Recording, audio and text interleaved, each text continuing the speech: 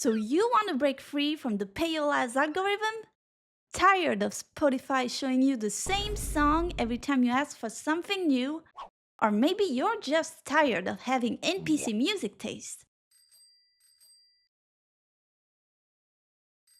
Have no fear, I'm going to show you how I find new music.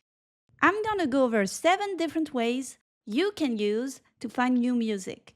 Stick around till the end for the ultimate cheat code.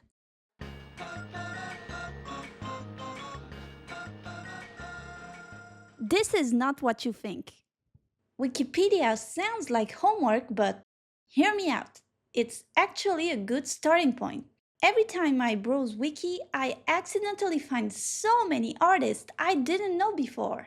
Last time, I was reading about this Swedish donut guy. How do you pronounce that? Yngwie Malmsteen. Yeah, Yngwie. So last week, I was just reading about his life for reasons, and turned out he was in a band, signed to some random label too. Suddenly, I got 20 new albums to check out, without even trying.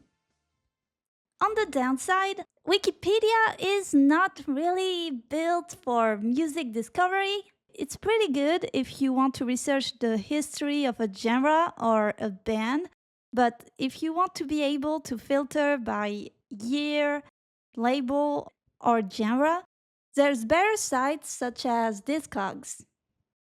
Discogs is basically an online marketplace where you can buy vinyls, CDs, and even cassette tapes. Discog is especially good if you're into older music. You can still find modern stuff too, but not every new artist is able to release their music on physical formats. To begin your exploration, head to the Explore page. Here, you'll be able to filter music according to your likings.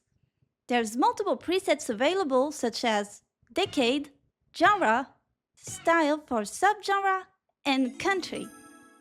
Personally, when I'm looking for new artists, I usually just filter by genre and decade. When you filter like that, Discogs will show you when that genre was most popular.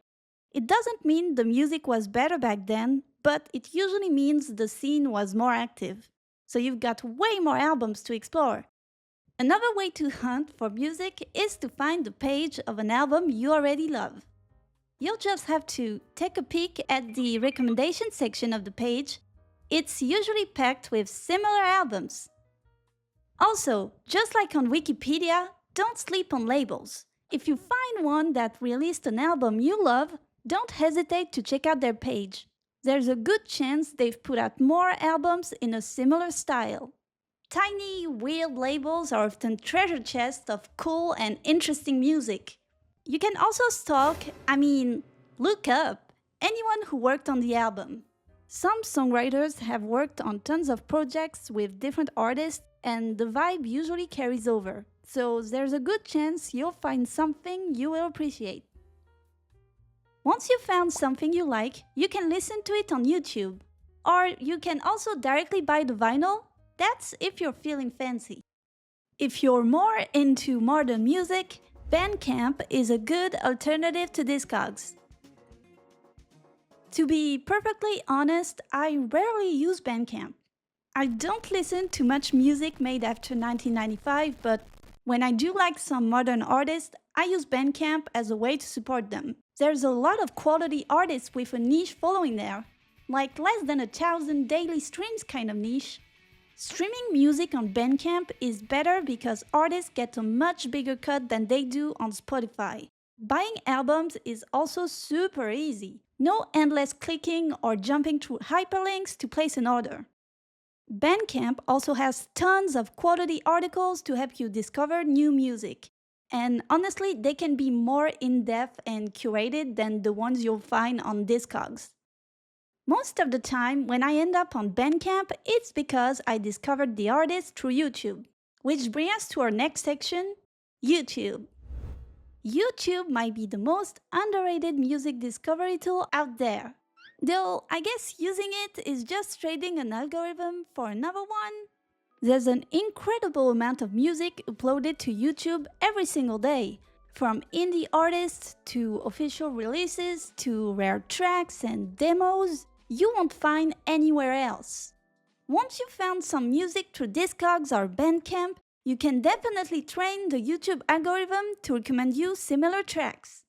Just look up a few songs or artists, watch a couple of videos all the way through, and YouTube will start connecting the dots for you. If you can, focus on videos marked as topics. Those usually lead to tons of recommendations and can lead you to some seriously underrated tracks. You can also check out what I call archive channels. These are YouTube channels that upload tons of tracks and EPs from different artists. Most of them stick to a specific theme, usually a genre or a decade. Some do branch out, like Searching for Sounds, which is one of my favorites. I'll link some of my go-to channels in the description. Also, if you know any cool channels, drop them in the comments. I'd love to check them out. Now, I'll be honest, I don't really have a method for finding these archive channels. They kinda just show up. But if one uploader keeps popping up in your recommendations, check out their channel. Chances are you'll find even more music there. If algorithms and lucky recommendations aren't your thing, there's always the old school method. Just ask people. All you have to do is hit up any online communities, for example Reddit or 4chan. On Reddit, just visit any subreddit related to your favorite genre and ask away. Most people are pretty chill and love sharing what they're into. On the downside, you may miss on some titles because of the upvote, downvote feature. If you're feeling a little bit more adventurous, MU is also an option. That is, if you don't mind dealing with some edgy dweebs. That said, I found some real gems there. 80s threads and J-pop threads, while rare, are usually packed with good stuff. But hey, asking around isn't the only way to find hidden gems. Exploring old music charts can lead you to just as many songs. On top of that, it's a great way to deepen your knowledge of music trends. For example, remember that YouTuber who went to Japan and asked a bunch of old folks if they knew about city pop? And literally none of them had any idea what he was talking about? Well, I do. Anyway, if you don't want to be that guy, or if you're just curious about what people were actually listening to back then, visit antamedata.com. This website tracks Oricon's top 100 charts for almost every year. YouTube links for easy listening are also always included, so that's pretty cool. Exploring the Japanese charts made me aware of tons of legendary artists who are, for whatever reason, never mentioned by the city pop crowd. For example, Momo Yamaguchi, Anzen Chittai, Ouyang Feifei, just to name a few. If you're not into Japanese music, but you're indeed a turbo boomer, no problem. You can check the official Billboard website. There's even genre-specific charts available, but they're stuck behind a paywall. And unlike Antamedata, they don't provide direct links to the songs, so you'll have to go on YouTube yourself, or maybe go on Spotify if you want to listen to them. Alright, now for my secret weapon.